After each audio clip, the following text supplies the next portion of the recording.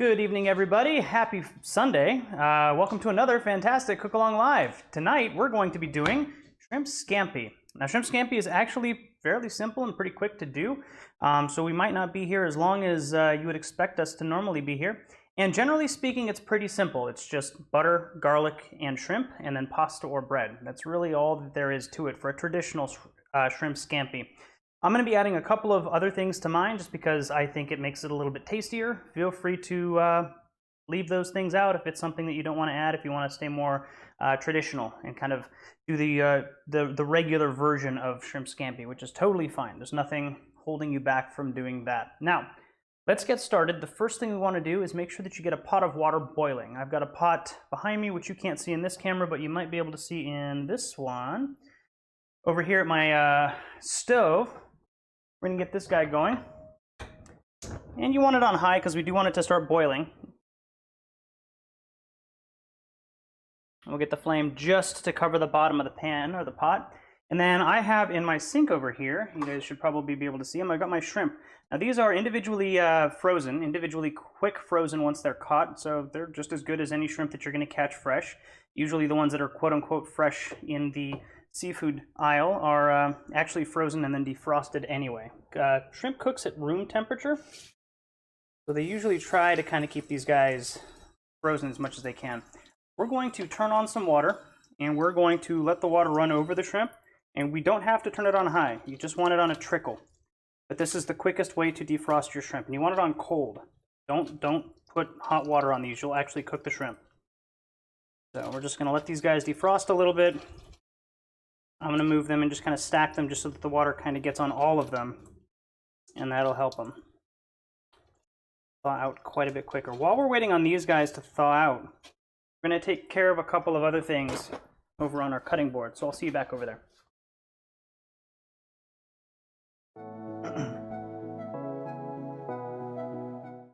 Let's do the one without the music. All right, cool.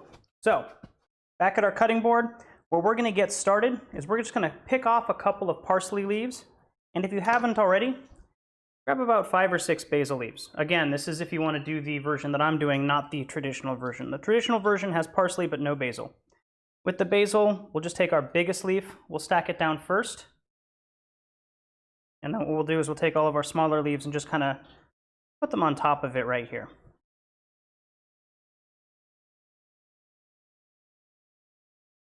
And then once we have these leaves kind of stacked up, we'll just set them aside. As far as our parsley, I just want the leaves.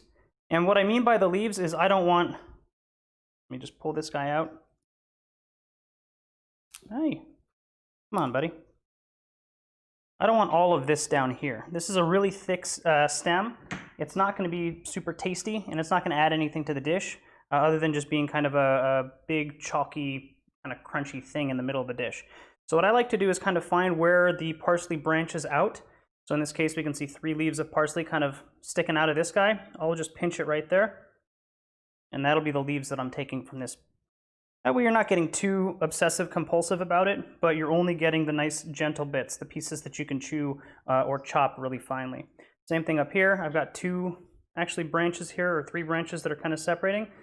This main one still has a pretty thick stem, so I'm actually going to come up to the tip of it, just pinch off the 3 at the top there, and then just pinch off the leaves from the other one. So now I'm getting rid of all of this, which, I mean, you can use this in a stock, that's fine, but if you're going to be chopping this up and putting it into the actual pasta or the shrimp, you're going to be having a lot of really thick woody pieces that aren't super great to get in your dish while you're eating it. So just go ahead really quick, and we don't want too many, just a nice little pile. Hey, Christina, how's it going? And yes, Caspero, it's got to be cold water. You don't want to put warm water on the shrimp because it will cook them as you're defrosting them.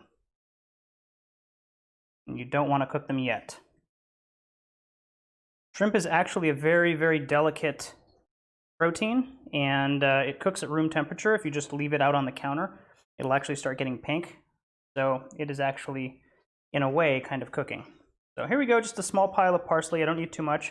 I'm going to put this back in the bag from whence it came and toss it back into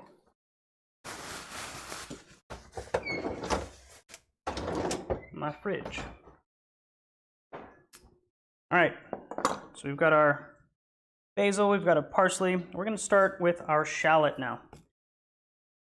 I haven't unwrapped my shallot because I want to take a little bit of time and explain how to do this. They can be fairly long and skinny like this. They can also be actually more bulbous, more like an onion, like this guy right here. So you've got a couple of different options for your shallots. You'll also notice that this one, maybe you can't see it on that camera there. However, this one here you can probably see there's actually almost two onions, one up here kind of on the top and then one on the bottom part. And you can actually separate those out into two smaller shallots if you want, just by using your finger and nails to kind of get in there and break open the skin, or just by peeling off the top. We don't have to worry too much about that, but if you do want to separate it, go ahead and separate it. I'm just going to work on the long one. And the principle of getting the skin off is exactly the same on both. You're basically just going to cut off the top, just the tip of the shallot. You can save that for stock or put it in a compost pile. And then we're also going to, in this case, take off the bottom. We're going to be cutting these into long spears. So go ahead and take off the root, take off the tip, and we're going to just kind of lay this either up like this, or you can lay it kind of like this. Just make sure it's not rolling around too much. And we're just going to cut lengthwise in half, like so. We still have the skin on, that's fine. Don't worry about that too much. You should have two halves of a shallot, one nice long skinny one, and then one kind of more rounded half of a shallot. At this point, you should be able to just get your nail under one or two layers of the shallot. Usually the one right underneath the leathery skin will just kind of peel out. It's not too thick, and it'll just bring the skin right off with it. So that's what I recommend you do. Getting that layer right underneath the layer that's got the paper on it. A lot of times it's actually in the middle of turning into another layer of kind of papery leather skin. And then you can just kind of peel both of them off all at once. Now, I'm only going to be doing one shallot. I brought this more rounded one out as an example, but I'm not going to be cutting it for my shrimp scampi. And if you're making a traditional shrimp scampi, you can leave the shallot out. Again, it's not generally part of a traditional shrimp scampi, but I think it adds a little bit of sweet flavor. We're going to go ahead and on the flatter side, make sure it's like, I don't know, a 1/4 inch thick, maybe up to a 1/2 inch thick. If you feel like it's too thick, pinch it with 2 fingers, insert your knife in between, and just cut once so that you get 2 layers. And then all we're going to do is cut this lengthwise into nice, long, skinny, kind of matchsticks. Now on the second side, exact same thing. This one here is rounded, so if you try and hold it up, it's going to want to roll away from you. So just lay it flat on the cutting board, take your knife, hold it flat, 1 finger on top, or the palm of your hand on top, and what you're going to do is just slice once through. So that again, you are left with 2 halves here. And then lengthwise, we're just going to cut this into nice long matchsticks.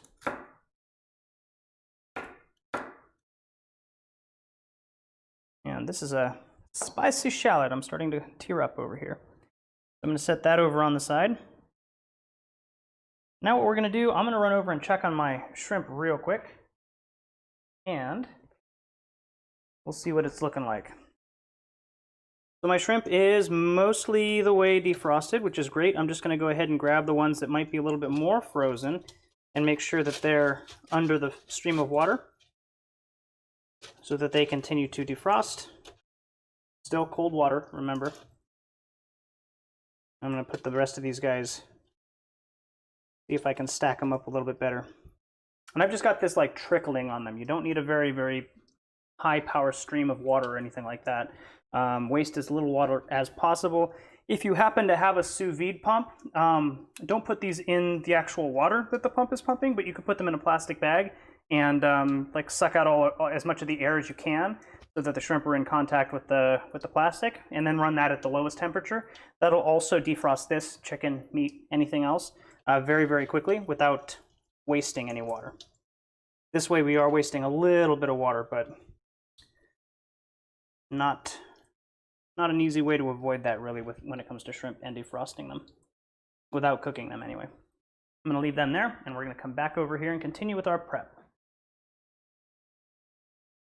All right, so what I'm going to do is I've got 4 cloves of garlic. I want to grab one that's a pretty good sized one. I think I'm going to go with this guy right here.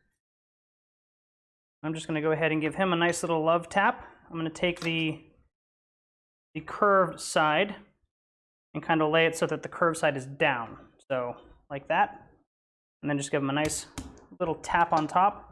It should flatten them out just a bit and just enough that the skin is going to peel right off. You're not trying to smash the clove, you're just trying to release it, essentially. Out of focus or otherwise low res. Well, I can play around with that. Or I guess I could just switch to this side camera here. And you guys can see this one all right? I mean, this one looks a little bit sharper on my screen as well. Cool, cool. No, Casper, I am not a chef outside Twitch. I just really, really enjoy food and really, really enjoy cooking and entertaining. So when the coronavirus shelter-at-home stuff happened, I started my cook-along channel because I wasn't able to have people over for dinner anymore. Now, with garlic, you're basically going to want to do very similar to what we did with the shallot.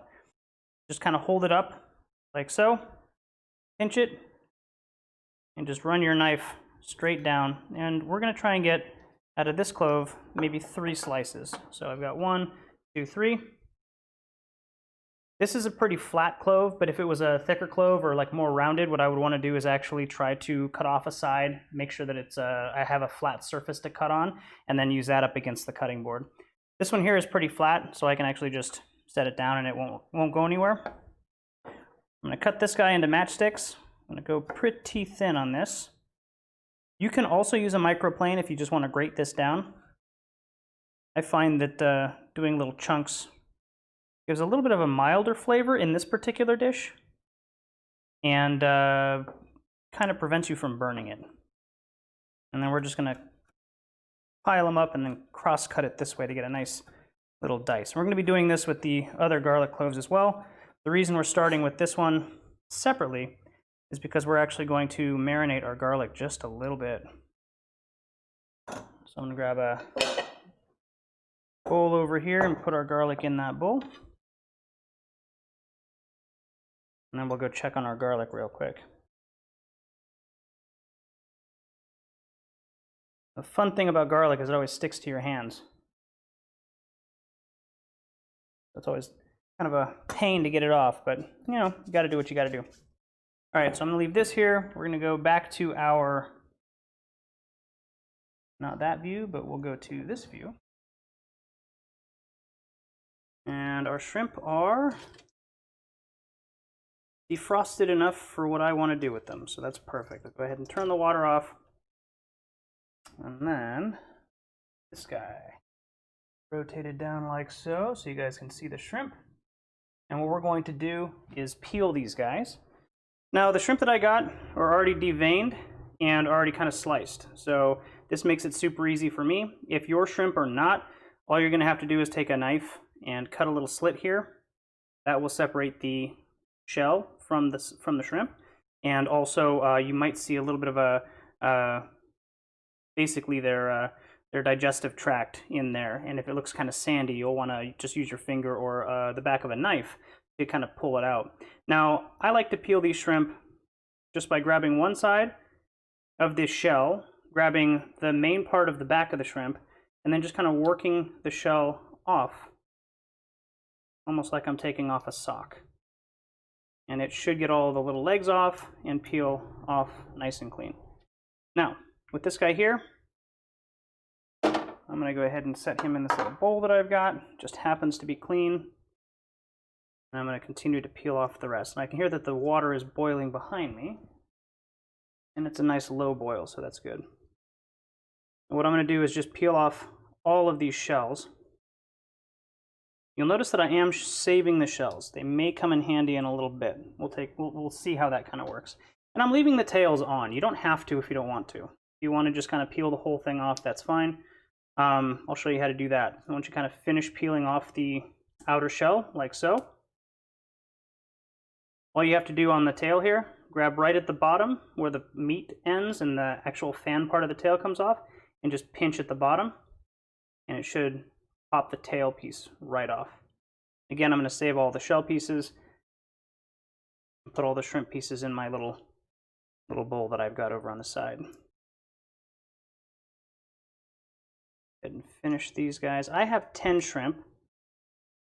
And these are, in the US, we do them by how many shrimp in a pound. This is 13 to 15 shrimp in a pound. Generally speaking, I'll use 16-20. The bigger the number, the less, or the smaller the shrimp. And here's some of the digestive tract. You'll see it sometimes in some of these shrimp, even though it should be removed, and that'll actually discard.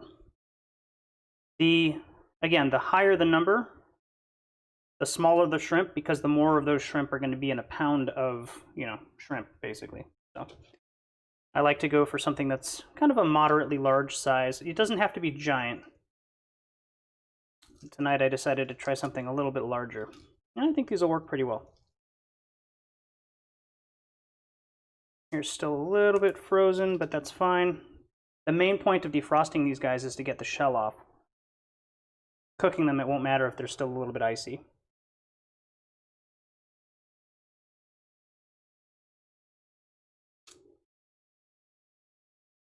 Peel off the shell there.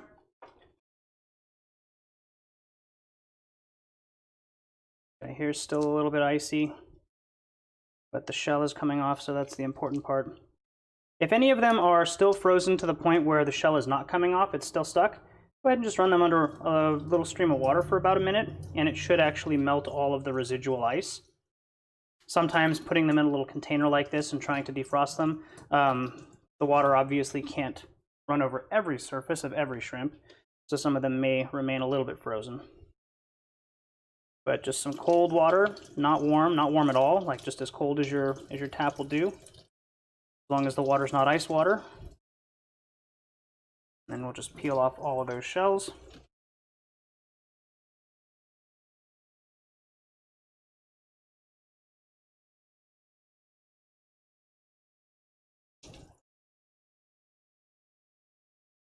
Like so. Peel off his tail as well. All right, good to go on that. I'm going to grab just a couple of paper towels here. I hear all of the environmentalists screaming at me, but the best way to dry off the shrimp. And we're going to come back over to our cutting board. Let's do this. We'll go back to this one. Since my overhead camera is a little bit blurry, I'll have to troubleshoot that later. So I've got my little bowl here with garlic in it. I'm going to set that on the side. I'm going to take all of my shrimp and just lay them out on this paper towel. And I've got the fold of it right here, or the other division basically, right there. So I'm going to try and keep all of my shrimp kind of up above that division. And I want to try and dry them off as best I can.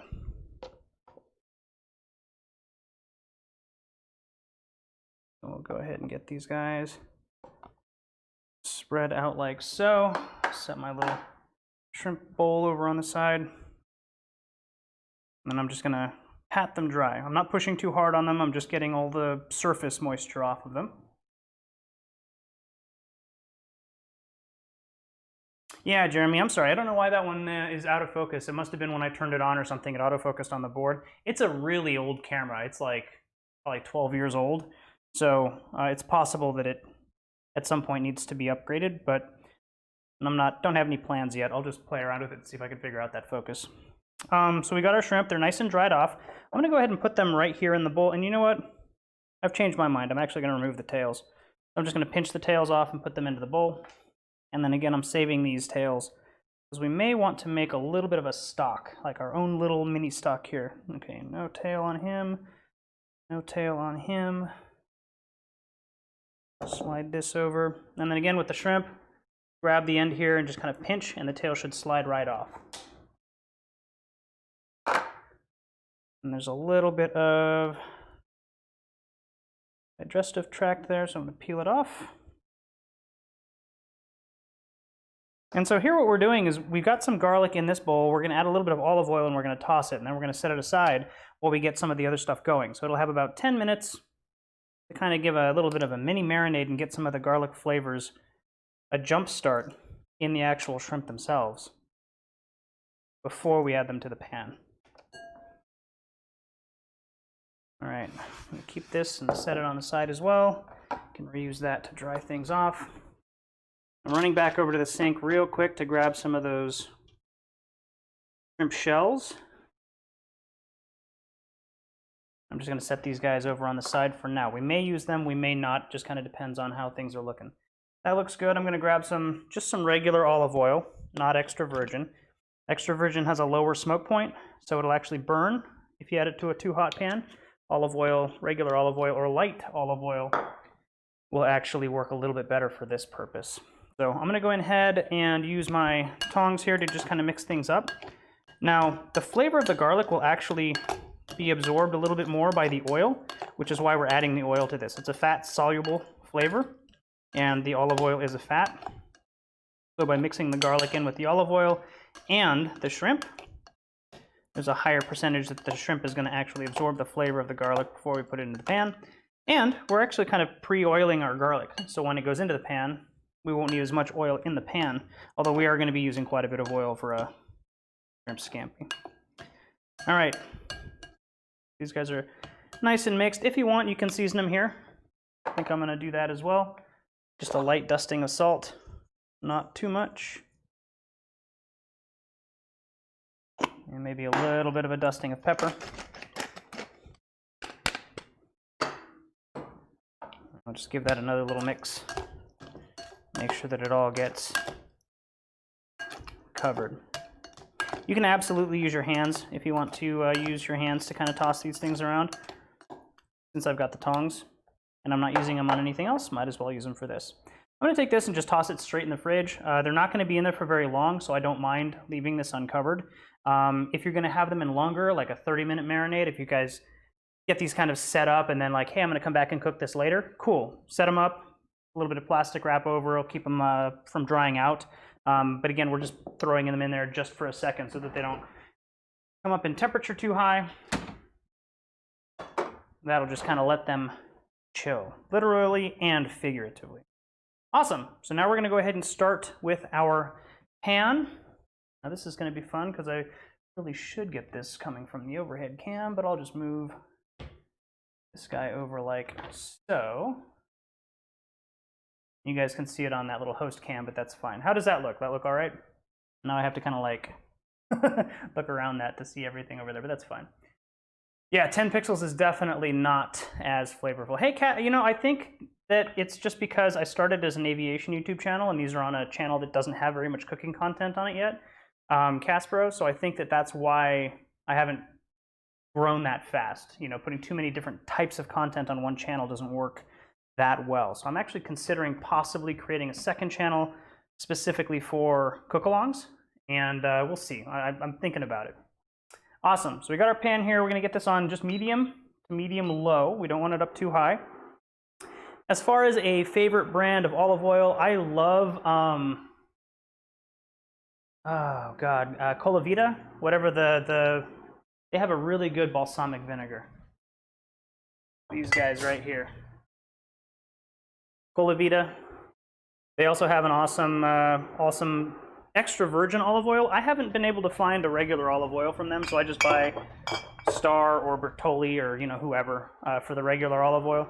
The flavor you're not really interested in as far as the regular olive oil goes. You just want to make sure it's not past due or, you know, rancid oil. Okay, we're going to get this up just a little bit. Make sure that it's nice and warm.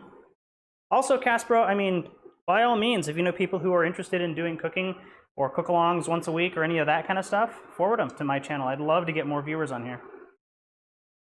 I do this on Twitch. I do it on YouTube, so if they're a YouTube person, it might be a little bit easier for them to go over there. That's totally cool. And I also stream these on a Facebook page, but the quality on Facebook is not as good as Twitch or YouTube, so. Twitch at least does 1080p, YouTube does 1080p 60, and Facebook only does 720, so the resolution's not quite there. I'm gonna let the olive oil heat up a bit. And Casper, are you actually cooking along with me, and am I going too fast, or are you keeping along with me pretty good? Just out of curiosity. Go ahead and let this warm up just a bit. We're going to take just one of our shallots and toss it in and see if it starts to sizzle. It is, so I'm going to go ahead and grab the rest of my shallots and add them to the pan. Get a nice healthy little mild sizzle. You don't want these going crazy. We really, really don't want to brown them or burn them. We just want them to get cooked off just a bit.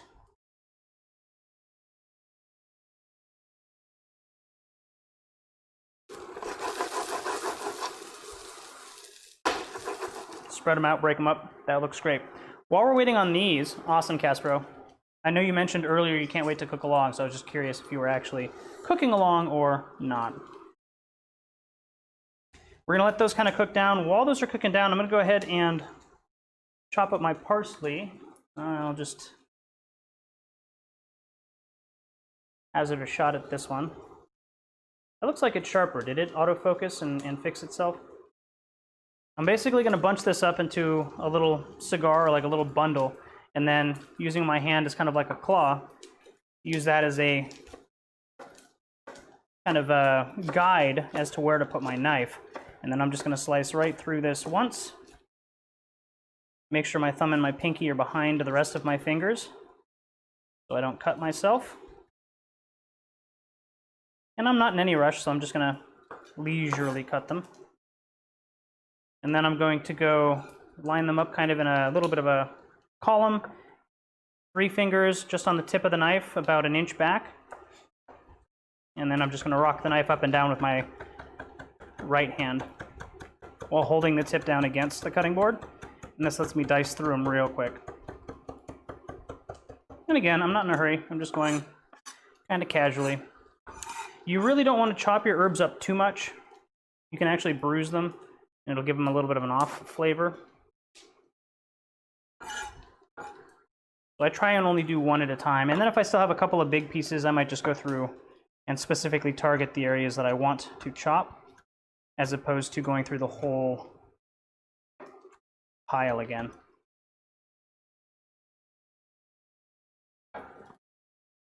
All right, so we got our shallots going. Getting a little bit of color on them, which is great. And we're starting to build a little bit of that fond down on the bottom of the pan. Now, for those who don't know, fond is just the burned bits on the bottom of the pan. That's quite honestly all it is. And the cool thing is, a lot of people get upset when their pan starts getting dirty, especially stainless steel like this, or if you're using copper or something like that. But the great thing is, if you use any kind of an acid, let's say a lemon or some kind of a wine, you actually can release those burned bits off and actually build a sauce out of them, which is what we're going to be doing here. We got our parsley kind of chopped up. We're going to go ahead while we're waiting. I'm going to turn this down to medium-low. I'm just going to chop up the rest of my garlic. Same thing as what we did the first time. Take the flatter side down. I'm going to peel off the skin. I'm going to do the skins on all of these first, and then worry about chopping them up.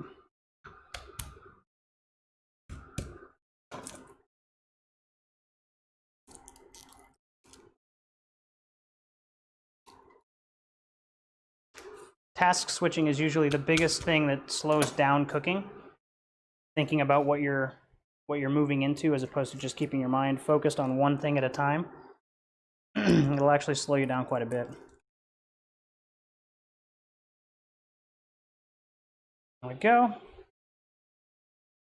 Now with these guys, same thing. I'm just gonna keep them kind of flat like this. I'm gonna cut through once, fairly thinly, but I'm not gonna worry too much about it. So, like so. And then I'm going to grab all these guys, line them up all in one direction, and cut through crosswise so I can dice them down just a bit.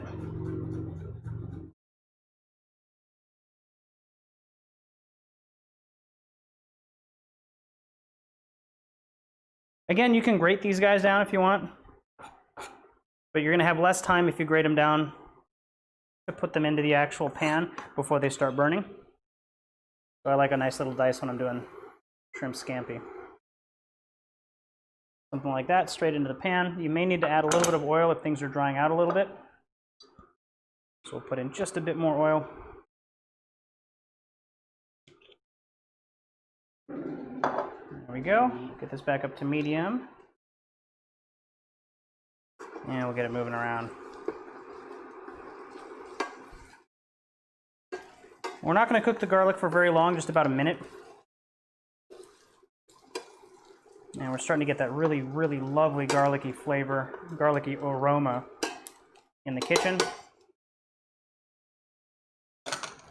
And then I'm going to add a little bit of red chili flakes to this.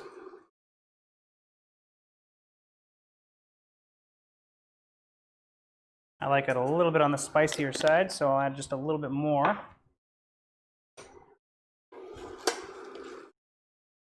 There we go. All right, what I'm going to do is I'm going to basically just kind of push everything off to the sides, like so. Do this. You'll see that we've got all kinds of room in the middle of the pan here. And we're going to start building a little bit of a mini stock. What I'm going to do is take all of my little shells, all the big pieces of shell, and just make sure to pile them right in the middle. And we're just going to let them kind of sit there for just a couple of minutes. I'm not going to mix them with the onions. I'm going to specifically keep them separate.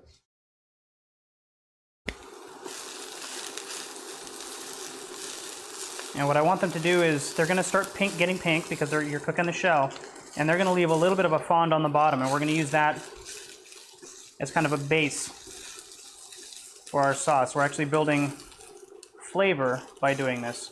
And this is not going to take very long. This is going to take like maybe 2-3 minutes at the most.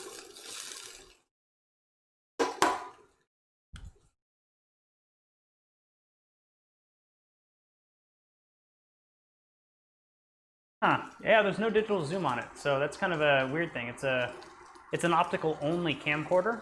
It was before digital zoom was a big thing. Maybe I'll check the lens and see if the lens is dirty or something, or maybe it has something to do with the connection of the computer. Not sure. So you'll notice the shells here are getting nice and pink. I'm gonna go ahead and just kind of turn them around, and they're leaving a little bit of an extra layer of fond here on the bottom, which is perfect. That's exactly what I'm looking for.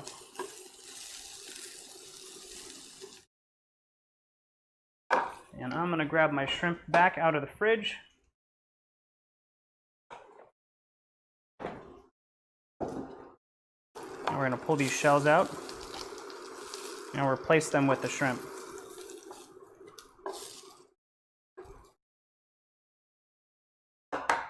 Now we've got a nice shrimpy flavor or aroma coming out as well. Go ahead and get some motion on our shallots. You can see some of the fond here kind of being built up in the middle of the pan. Push these guys off to the sides even more. And we're just going to layer our shrimp in. We're going to be doing this very similarly to how I do Brussels sprouts. Put them in a clockwise fashion. That way I know that the top one is the first one that I put in. And when it's done cooking, the rest of them should also be done cooking. And then I can just flip them in order. And go ahead and do this.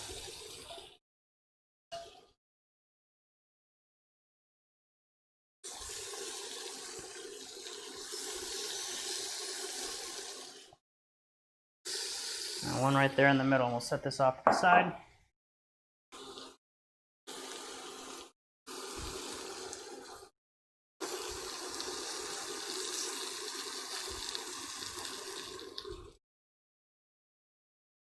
Now one other thing that I want to add is a little pat of butter, almost like a tablespoon of butter.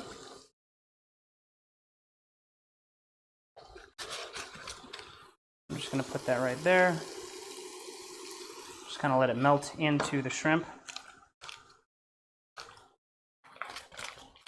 And while those bad boys are cooking, I'm going to open a nice bottle of wine.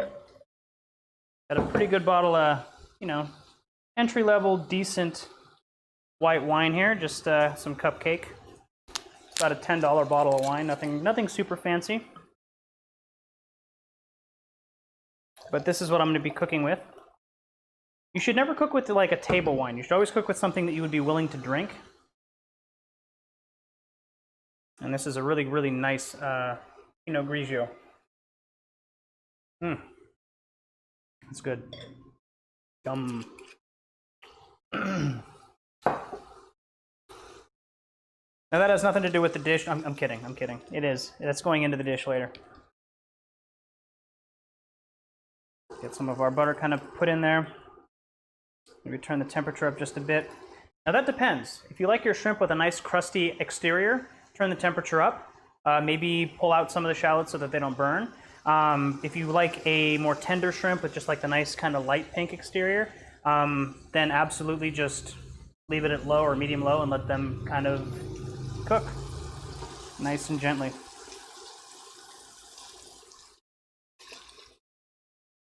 Go, we'll start flipping our shrimp here. And now what I'm doing is I'm actually looking at the backs of my shrimp. So if you look maybe at this one here, you might be able to see in the camera there that it's like halfway cooked through. It's a more opaque white down here than it is up here. It's still a little bit translucent on the top. That's what you're looking for. When it's cooked halfway through, that's the time to flip it and not overcook your shrimp. And generally speaking, once that first one is cooked, the rest of them are also ready to be flipped at about the same time. So just double check and make sure that they are cooked about halfway up. And then we'll go ahead and get these guys cooked all the way through. And you'll notice that there is more and more fond being kind of deposited there on the bottom of the pan, which is exactly what we're looking for. All right, now we're going to go ahead and take our pasta, and we are going to put, I'm using linguine. If you're using angel hair or any kind of another pasta, just cook it per the package instructions. I'm going to go ahead and toss a serving of this into my boiling water.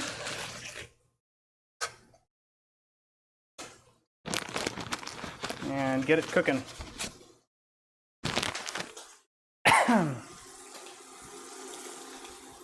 Take a look at our shrimp. Just about cooked through.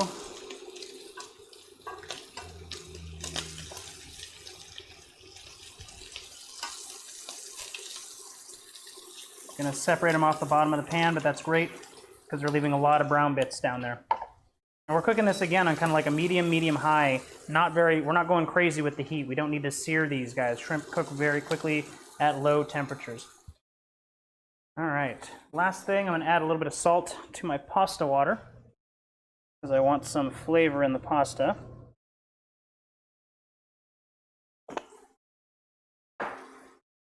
And go ahead and get these guys twisted and submerged. Hey Siri, set a timer for 9 minutes.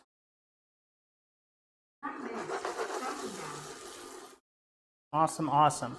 So, at this point, what I'm going to do is I'm going to grab my tomatoes, and I've got a couple of different colored tomatoes here. I'm just going to cut them in half, just like so.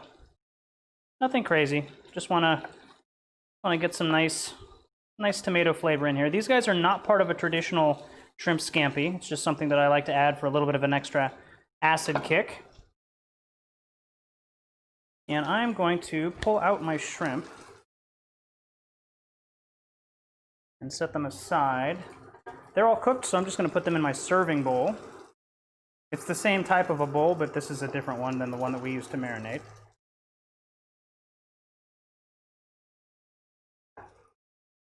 Look at all that beautiful fond on the bottom of the pan. Switch back. Look at all of those brown bits. That looks fantastic. Our onions, shallots are nice and caramelized. Everything looks fantastic. We're going to go ahead and crank this up to medium high or high if you want. Don't need it to go too crazy. We're going to add about a quarter cup of our wine. Careful, the steam is hot. And what that's going to do is all these little brown burn bits down on the bottom, they're going to release and flavor the wine and flavor the rest of everything in the pan. And you'll notice that the wine almost immediately turned a brown color. This is going to be the base of our sauce. And you'll notice that you're also cleaning the bottom of the pan while you're doing this.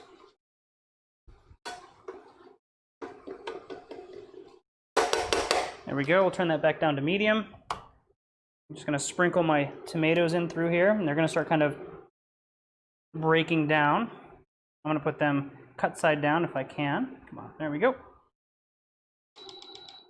Like a medium high here. I do want a mild simmer. I don't want it to just sit there, but I also don't want it to boil too fast. Nice little simmer there. Is that what she said? Damn it, Siri. Hey Siri, how much time is left on the timer? 9-minute timer. About 6. All right, she did set the timer. Thank you for making me check that, Jeremy, because that would have been really dumb. So I'm gonna let that kind of like cook down. I have a little bit of water, again, like a 1/4 cup. You don't want too much. You can also use chicken stock if you want, but I don't want to take away from the shrimp flavor. I don't want to kind of pollute that with chicken or beef or any kind of another stock. You can absolutely use vegetable stock if you want. And what I'm also going to do is just cut off the edge of a lemon. So basically cut it into a third. And then generally speaking, there are no seeds in the outer thirds of the lemons. However, if you find that there's 1 or 2, they're very easy to just kind of scrape out. I'm going to go ahead and squeeze that in for a little bit of citrus. A little bit of a citrusy tartness there.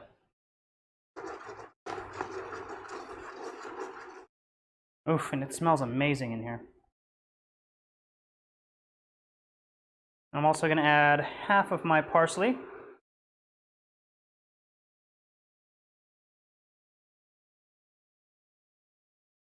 then while we're waiting on that, we'll switch back over here. I'm going to grab my basil that I already have stacked up. I'm going to grab it from the bottom or the top, whichever is more comfortable for you. I'm going to roll it up into like a nice little bundle of parsley. If you ever watch Gordon Ramsay, he says roll it like a cigar. That's exactly what we're doing. I'm going to take this and I'm going to chiffonade this very thinly as I can get it. You'll notice that I'm using the back of my finger here for like a guide and just moving it back millimeter by millimeter. Get a really nice basil chiffonade here.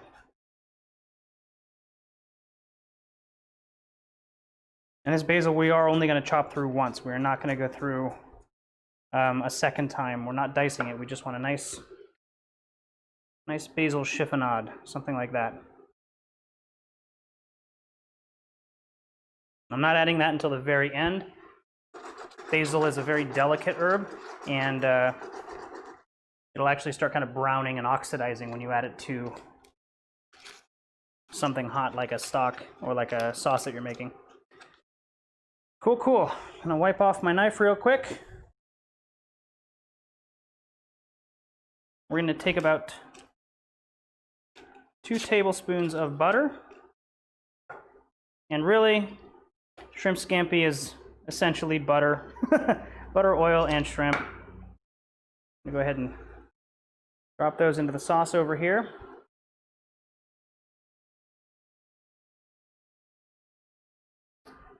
Go back to here. We're just going to emulsify it in by shaking the pan a bit, stirring it in with our spatula if you have one, a whisk if you have one, tongs if you're using them. Getting it nice and emulsified and mixed through.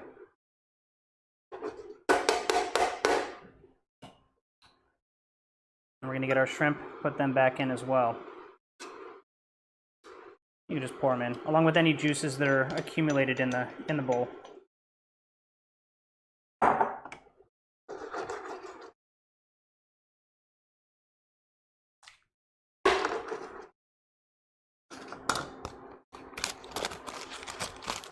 When we let that simmer and thicken up just a bit, I'm going to go check on my pasta real quick. And we're almost done. Like really, once the pasta's done, this dish is essentially complete. I am going to grab a little spoon. Give this a quick taste for seasoning.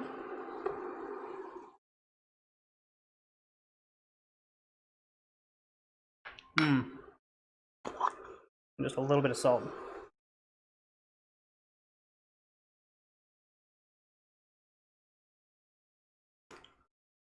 Yum, that's got a good spice to it too.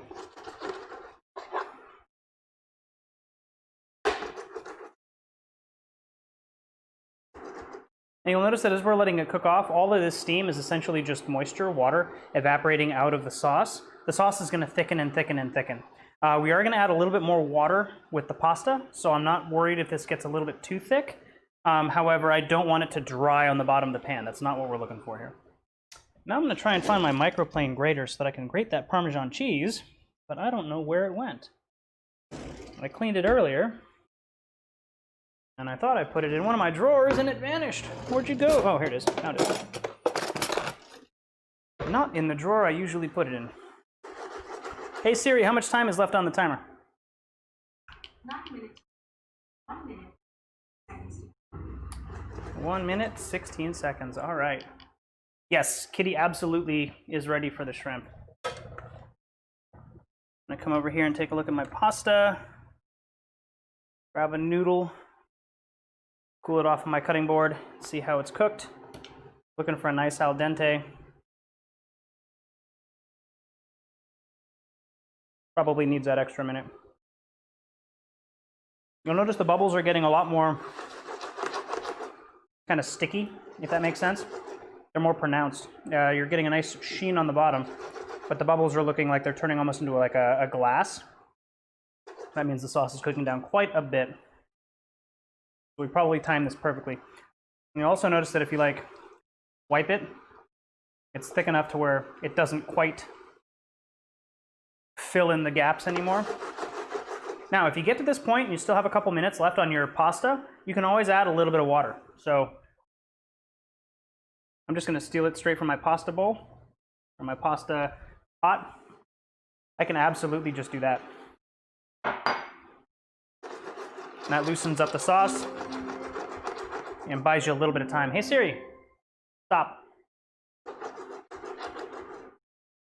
You'll notice that it's still thick, it's still kind of emulsifying and getting cooking down and everything, but I bought myself about 30 seconds. I just put in like a tablespoon of water, not very much. This looks fantastic. Go ahead and sync cam. Now here's what I want to show you. I'm going to grab my... Can you guys see the water there and how cloudy the water is? Can't quite see on there, but let me go ahead and do this. Look at how much starch is in that water. This is also going to help emulsify that sauce without needing to use any cornstarch or anything like that. Now, when we drain our pasta, all of this water is going to be kind of going down the drain, essentially. So one way is to use a measuring cup, put it under, and kind of catch some of that water if you want. But then if it splashes on the handle, it's going to be a bit hot. Different way is use a smaller colander, pour really quick, and then as the pasta is still draining, put it right back over the pot. You'll get a couple tablespoons of pasta water, which is just about all you'll need. And then you can leave the pasta out to kind of drain a little bit. It works a little bit better that way, in my opinion. But those are a couple of different options for you. So back here, sauce is getting nice and thick again. I'm gonna go ahead and add our pasta directly to the bowl. I'm gonna go ahead and put my pasta water in there as well. Set those guys back over there. And now I'm just gonna kind of toss things through. So the sauce is coating the noodles and the pasta and the shrimp. Noodles are pasta, so I was a little bit redundant there. You can absolutely use your tongs here to mix things through. And look at this. This looks amazing. Again, this is not a super traditional shrimp scampi, but we do have a lot of extra flavors in here. If you want to just keep it traditional, it's really just the butter, the water, the wine, and then the shrimp. Go ahead and put in our capers. Go ahead and toss it with the last of our parsley here. And the reason for that is we got some flavor while we were cooking down the rest of the other parsley. And now we're getting the freshness and the color of the new parsley, and then we're going to add our basil and get a little bit of the basil flavor from that. Give this a nice little toss.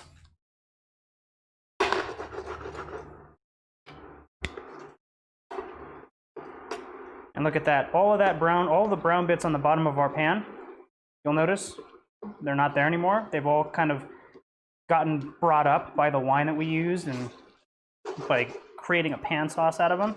We got a beautiful amount of shrimp in here. Go ahead and turn this down to like a medium low, just to keep some heat in the pan. And then we'll go right over it with a good amount of Parmesan cheese.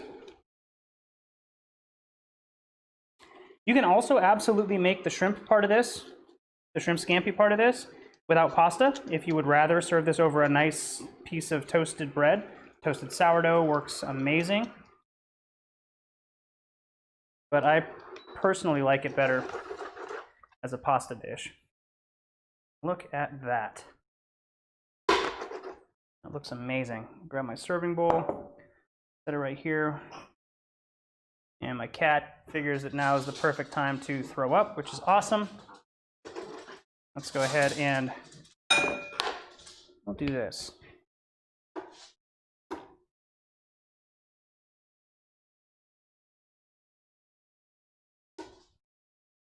Doggo came over to investigate because he hears that she's in trouble. He's like, "What's going on? What's going on, cat? Bringing me something I can eat?" No, dog, not dinner. Dinner's coming. And look at this. Look at this pasta. This is amazing. It smells incredible.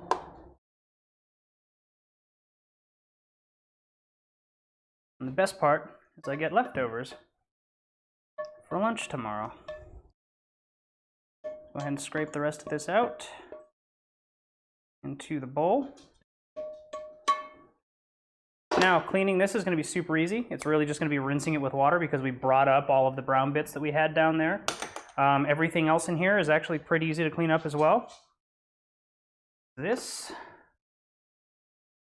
I'll move this back so that y'all can get a nicely lit view of the pasta. We'll do just another little light dusting of Parmesan. The first was to kind of, again, thicken up the sauce.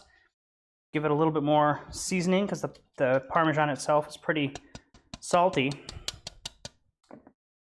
There we go.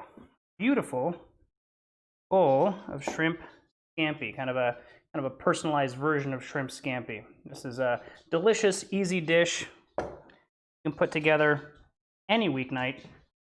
It doesn't take very much time, doesn't take very much effort. You can plan a lot of it ahead of time. Go ahead and grab a couple of noodles here, give it a taste. Switch over here. Grab some noodles, grab a shrimp. Bon appetit. That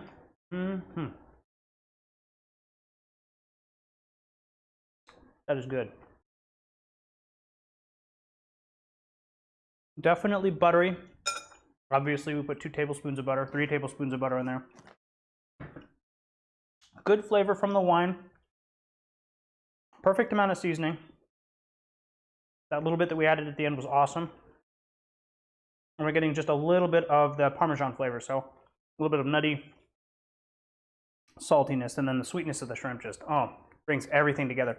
Now, if you're making this without the tomato, without the basil, you will get a really, really rich, buttery, creamy sauce. It's not a cream sauce because there's no cream in it, but you get a lot of the kind of nuttiness and roastiness from the butter. You'll get the sweetness from the shrimp, and of course the pasta will make it taste delicious. I feel like adding a little bit of that acidity from the tomatoes, adding a little bit of that freshness from the basil, and the things like the capers, giving it those like tart notes that you just bite into every so often. I think that elevates a shrimp scampi one level higher than what a traditional shrimp scampi would be. It takes a little bit longer, but not very much. How long are we going here? Just about an hour. All right, so not bad. And that included all the prep work and everything. So this is about 2 nights worth of food for me. So if this is something that you want to make for yourselves and Give it a shot. I highly recommend it. It goes really good with a nice glass of white wine. And of course, since you made it with the wine you're drinking, the flavors complement each other. It becomes an incredible dining experience.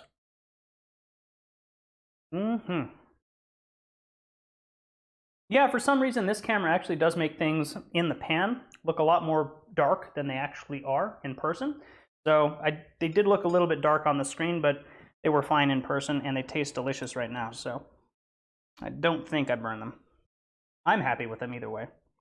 All right, everybody, I hope you guys give this a try. If you do, please take a photo of it. Come and find the cook-along either on YouTube or on Facebook on my Cyrix Streams page, and post a screenshot of it so I can see what you guys created. Next week, I believe we're going to try egg fried rice. We're going to see if we can actually pull that one off. I'm going to see if I can figure out how to make a wok work in this setup so that I can do it properly. If not, we're just going to have pan fried rice, and I'll get roasted about it later, which is fine. But hope you guys have a wonderful week coming up. Hope you guys had an excellent first week to the new year, or as some people say, the first year in 2021 is over, and we only have 51 more years to go until 2022. See you guys next week. Have a wonderful evening, and I will see you on the next Cook Along Live. Good night.